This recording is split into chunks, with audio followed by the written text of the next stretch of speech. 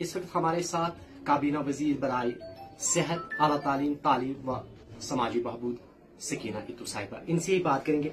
Ma'am, आपका बहुत बहुत शुक्रिया। सबसे पहले हमारी तरफ से आपको ढेर सारी मुबारकबाद। बहुत बहुत शुक्रिया आप सब, क्योंकि इतने मुश्किल हालात में इन 8-9 बरसों में जो काम किया है, जो लोगों के मसाइल मुश्किलात हैं, कोशिश की कि उन मसलों को उजागर करे, लोगों तक पहुंचाएं, उसमें आपका भी रोल रहा। आप सबका बहुत बहुत शुक्रिया, thank you ma'am.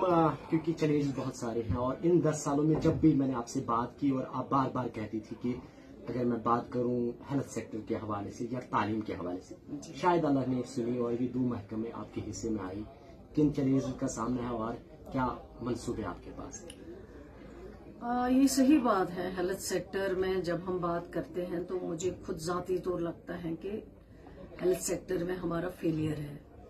Health sector इतना इम्पोर्टेंट डिपार्टमेंट है। अल्लाह ताला के बाद अगर लोग किसी पे भरोसा करते हैं वो डॉक्टर्स और हॉस्पिटल पे करते हैं, लेकिन हमारे हॉस्पिटल्स की इतनी बुरी हालत है, एक एक बेड पे 4-4 पेशेंट होते हैं। इंफ्रास्ट्रक्चर की बहुत कमी है। डॉक्टर्स जहां 10 होने चाहिए वहां 1 डॉक्टर है। पैरामेडिकल स्टाफ की बहुत ज्यादा कमी है। आपको कभी इंजेक्शन के लिए वहां कोई स्टाफ नहीं मिल पाता है। टेस्ट करने होते हैं, वो पेशेंट दरबदर हो जाते हैं। इसलिए बहुत मुश्किलें हैं। बहुत टफ जॉब है, चैलेंजिंग जॉब है ये। इसी तरह एजुकेशन सेक्टर में भी इंफ्रास्ट्रक्चर हमारे पास नहीं है, रैशनलाइजेशन नहीं है। जहां बच्चे 100 हो वहां 2-4 टीचर हैं, जहां 100 टीचर हैं वहां बच्चे हमारे पास 10 या 12 हैं। तो है तो ये बहुत चैलेंजिंग जॉब, लेकिन इंशाल्लाह जो इन सेक्टर से, चाहे हेल्थ सेक्टर से जो वाबस्ता हैं, चाहे जो हेल्थ सेक्टर में काम कर रहे हैं अभी, चाहे एजुकेशन सेक्टर से जो हमारे तालीम याफ्ता इंटेलेक्चुअल्स जो हैं, तजुर्बेकार लोग हैं, उनसे भी बैठ के मशवरा करके इंशाल्लाह मुझे यकीन है, मुझे भरोसा है, हमारी नीयत साफ है, हम लोगों के लिए करना चाहते हैं कंट्रीब्यूट, और इंशाल्लाह हम जरूर करेंगे। मुश्किल है लेकिन नामुमकिन नहीं है।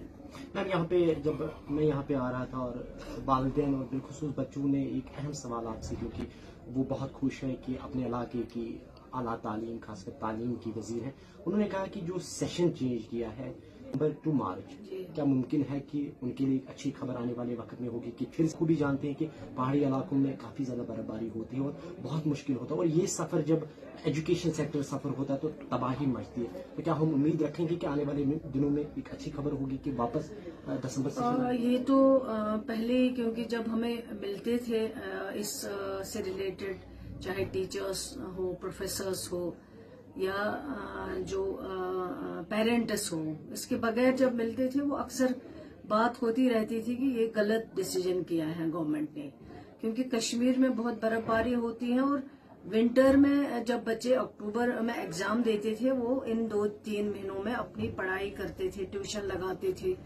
जहां भी जाते थे, दिल्ली जम्मू, वहां से वो अपनी जो 3 महीनों की मेहनत वो आगे के लिए करते रहते थे। उनका कोर्स ऑलमोस्ट जो है वो विंटर में ही कंप्लीट हो पाता था, लेकिन जो ये सेशन चेंज हो गया है उससे बच्चे भी परेशान हो गए और उनके लगभग 6 महीने जो है वो जाया किए गए हैं।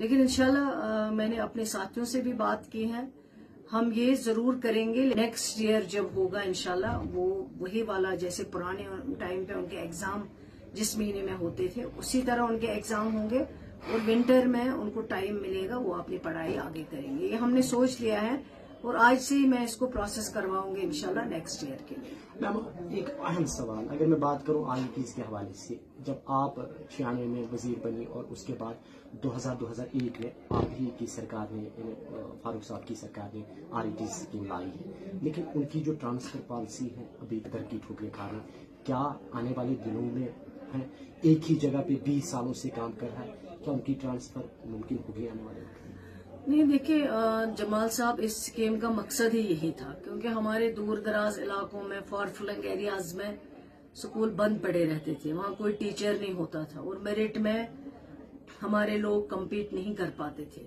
लेकिन जब फारूक अब्दुल्ला साहब ने 96 में कैबिनेट में ये फैसला किया है کہ ہم RET اسکیم، جب شفیع صاحب ایجوکیشن منسٹر تھے، میں بھی اس ٹائم اس سرکار میں منسٹر تھی، انہوں نے فیصلہ کیا ہے کہ ہم ایک اسکیم کریں گے جس میں جو بھی اس ریونیو ولیج میں میرٹ میں آتا ہے اس کو ہم وہاں پہ لگائیں گے تاکہ اس گاؤں کے بچوں کو فائدہ مل سکے.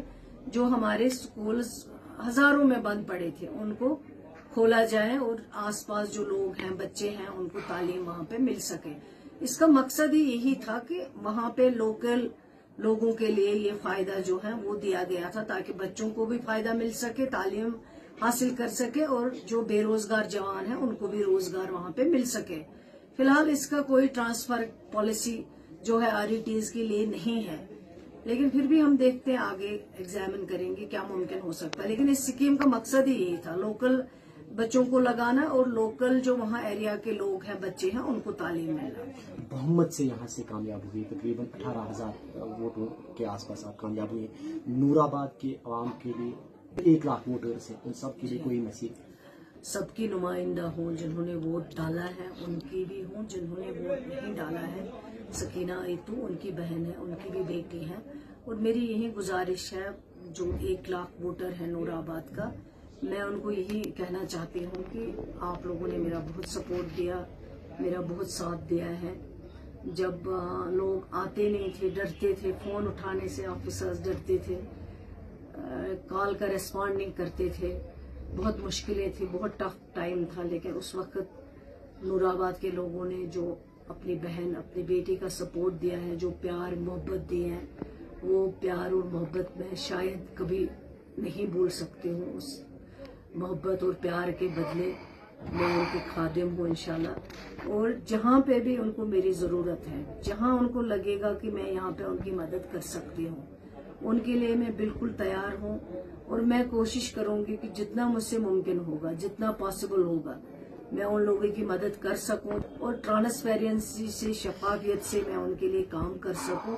اور جو یہ محبت پیار انہوں نے مجھے دیا ہے، پہلے تو اللہ تعالیٰ کی مہربانی، اس کے بعد جہاں آج میں ہوں، نور آباد کے لوگوں نے، ان ووٹروں نے، ان میرے جوان بھائیوں نے، ان بہنوں نے جو گھر چھوڑ کے نکلتی تھی، ان بزرگوں نے جنہوں نے مجھے کبھی ایتو صاحب کی کمی محسوس نہیں ہونے دی، یہاں تک پہنچایا. اس کے بعد میری لیڈرشپ، عمر عبداللہ صاحب، قادساری ڈاکٹر فاروق عبداللہ صاحب اور میری پارٹی نے مجھ پہ جو بھروسہ کیا ہے، اعتماد کیا ہے، میں کوشش کروں گی یہ سارا بھروسہ، اعتماد جو ہے اس میں پورا اترنے کے لیے. میم سوالات بہت سارے ہیں، لیکن کچھ ہی دن آپ کو ہوئے ہیں اور کچھ ہی دن سرکار کو بھی بنی ہوئی ہے. آنے والے وقت میں ضرور آپ سے بات کریں گے اور ہماری نیک دعائیں آپ کے ساتھ ہیں. اس وقت آپ نے کیسے TV کو اپنا ٹائم دیا، اس کے لیے آپ کا بہت بہت بہت بہت شکریہ. Thank you. آپ نے کابینہ وزیر برائے صحت، اعلیٰ تعلیم و سماجی بہبود سکینہ ایتو کی بات سنی، جنہوں نے کہا کہ آنے والے دنوں میں ہم ضرور صحت کے ساتھ ساتھ تعلیم پہ بھی کام کریں گے. فیاض جمال بٹ، کیسر TV، DH پورہ، کلگام.